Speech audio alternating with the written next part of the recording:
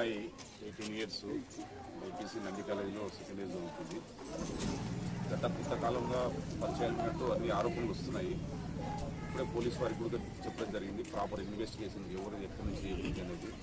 ఈ సంఘటన జరగడం అయితే చాలా బాధాకరం. ఎందుకంటే ఆ అమ్మాయి ఇద్దరు అవ్వతాత దగ్గర వాళ్ళ నాయన 3 నెలలు ఉన్నప్పుడు ఆ అమ్మాయి చనిపోవడం జరిగింది. అయితే అవ్వతాత దగ్గర ఉంటూ ఇంటర్మీడియట్ చదువుతుంది. సరే, రకరకాలైనటువంటి ఆరోపణలు ఉన్నాయి. అవన్నీ మా పోలీసు వారికి ఇప్పుడే చెప్పాము, ఇన్స్ట్రక్షన్స్ ఇచ్చాము. ప్రాపర్ ఇన్వెస్టిగేషన్ చేసిన తర్వాత ఎవరు ఎక్కడి నుంచి ఎట్లా ఏం జరిగిందనేది త్వరలోనే వివరాలు ప్రకటిస్తాం. ఈ సంఘటన జరగడం అనేది ప్రేమోన్మాదులను ఈ ప్రభుత్వం వచ్చిన తర్వాత ఉత్పాదంతో తొక్కే విధంగానే మా ప్రభుత్వం ఉంటుంది.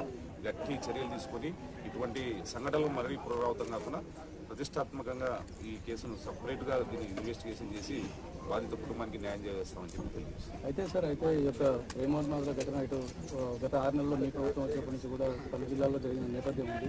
అయితే ఈ ప్రేమోన్మాది రాఘవేంద్ర కూడా గత 6 నెలల నుంచి అమ్మాయిని వేధిస్తున్నారు అది అన్న విషయాన్ని వెలుగులోకి వస్తుంది. దీన్ని ఎలా చూస్తారు? పోలీసుల స్థానిక నిఘా కానీ వాళ్ళకు కంప్లైంట్గానే మనం ఇంతవరకు వాళ్ళు కంప్లైంట్ ఇవ్వలేదు.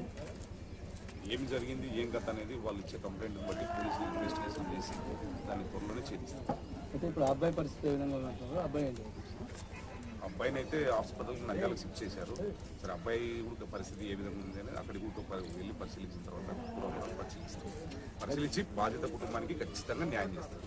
అంటే ఇప్పుడు పూర్తిగా ఒక ఇంట్లో నిద్రిస్తున్న అమ్మాయి బట్టలు నోట్లో పెట్టి పెట్రోల్ పోసి హత్య చేశారు. అంటే ఈ విషయాన్ని ఏదైనా ఎలా చూడాలి? తర్వాత ఘోరం జరిగిపోయిన తర్వాత న్యాయం చేసే విషయాలన్నీ జనరల్గా మాట్లాడుకునేటివి. అయితే ఇంత పెట్టలేకపోవడానికి ఏ విధమైన కారణం ఉందండి? కారణము ఇల్లు ఒక ఇంట్లో ఉన్నారు, అమ్మాయి ఒక రూమ్లో ఉంది. అక్కడ ఏం జరిగింది ఏం కథ అనేది ఇన్వెస్టిగేషన్లో బయటకు వస్తుంది.